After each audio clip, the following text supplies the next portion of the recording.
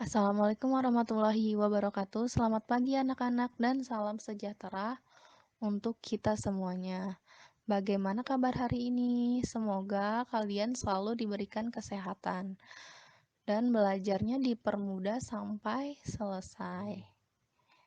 Sebelum belajar, marilah kita berdoa terlebih dahulu. Sesuai ajaran masing-masing ya.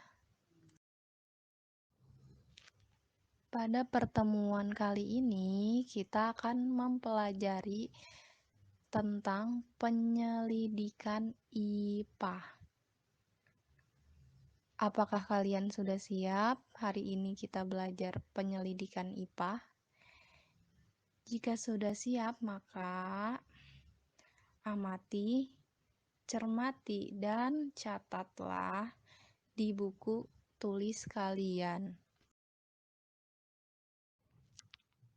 Anak-anakku sekalian, apakah ada yang tahu kepanjangan IPA itu apa? Ya, betul. IPA kepanjangannya adalah Ilmu Pengetahuan Alam. IPA dapat diartikan sebagai suatu ilmu yang mempelajari tentang alam sekitar beserta isinya. Jadi, hal ini berarti IPA mempelajari semua benda yang ada di alam. Baik itu peristiwa-peristiwa yang muncul dan gejala-gejala yang muncul di alam. Memang kita ada manfaatnya ya kalau kita mempelajari IPA. Ya tentu ada. Jadi manfaat mempelajari IPA diantaranya adalah memahami berbagai hal di alam sekitar kita. Kita mampu menyelesaikan berbagai permasalahan. Kita dapat mampu juga berpikir logis dan berpikir kritis, serta meningkatkan kualitas hidup kita.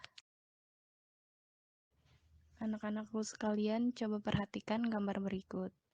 Ya, pasti kalian sudah tidak asing lagi dengan gambar ini. Ada kucing, ada panda, ada kelinci, ada pohon beringin. Sebelahnya pohon beringin ada tanaman lidah buaya dan bunga yang warna merah yang cantik itu namanya bunga kembang sepatu. Nah,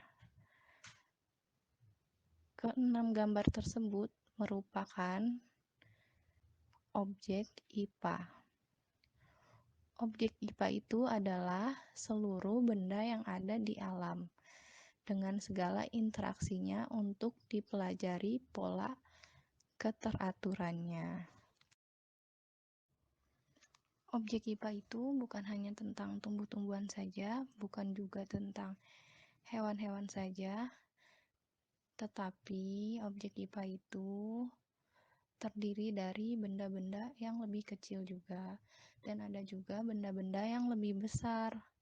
Contohnya apa? Kita lihat di gambar berikut. Di gambar berikut yang sebelah kiri itu merupakan atom. Nah, atom ini benda yang paling kecil atau benda renik. Nah, benda ini dia juga disebut dengan objek IPA. Dan sebelah kanannya itu ada matahari. Matahari juga adalah objek IPA. Dan yang paling besar itu adalah galaksi di jagat raya. Galaksi ini juga disebut juga dengan objek IPA.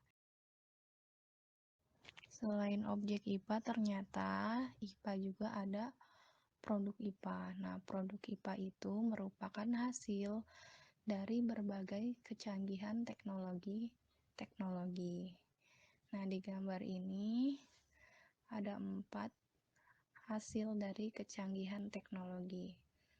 Nah, yang pertama kita lihat ada jagung. Nah, jagung ini merupakan jagung hibrida. Jagung hibrida itu keturunan pertama dari persilangan dua tertua yang memiliki karakter atau sifat yang unggul.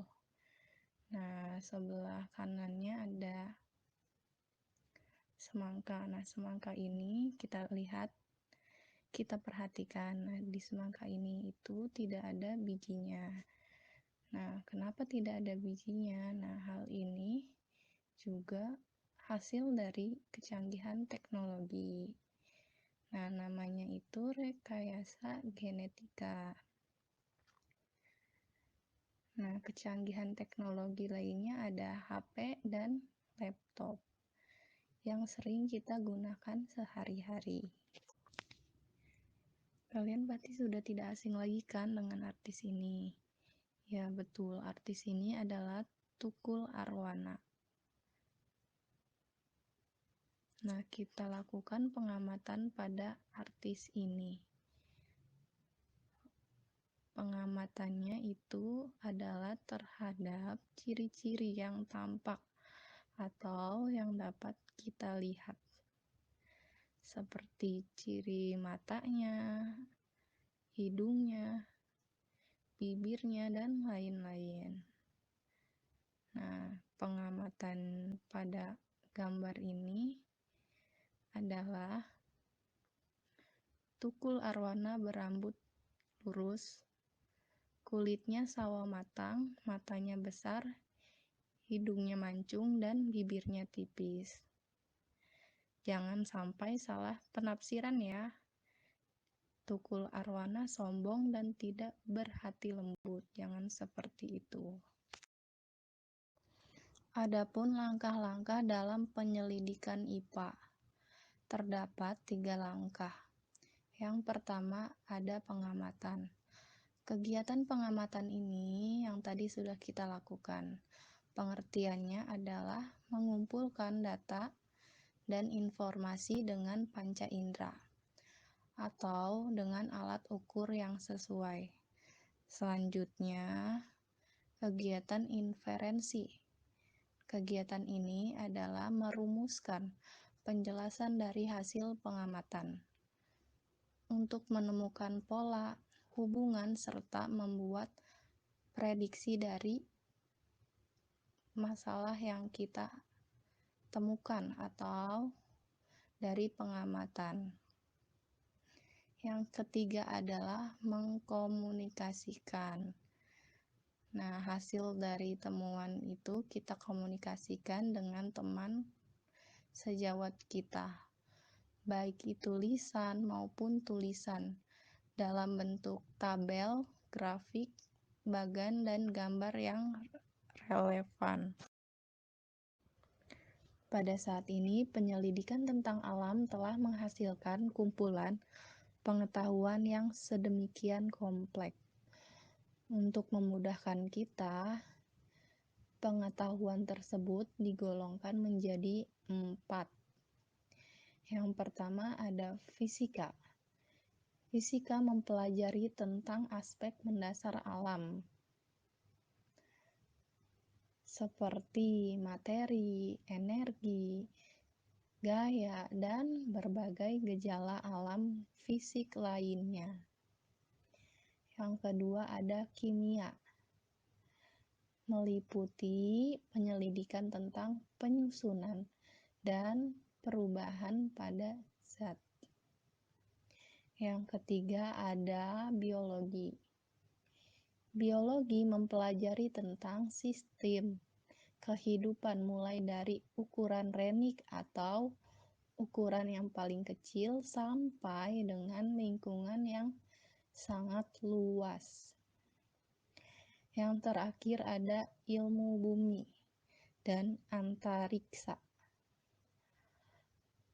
Mempelajari asal mula bumi, perkembangan dan keadaan saat ini yang ada di bumi ataupun di luar muka bumi, seperti bintang-bintang, planet-planet, dan berbagai benda langit lainnya.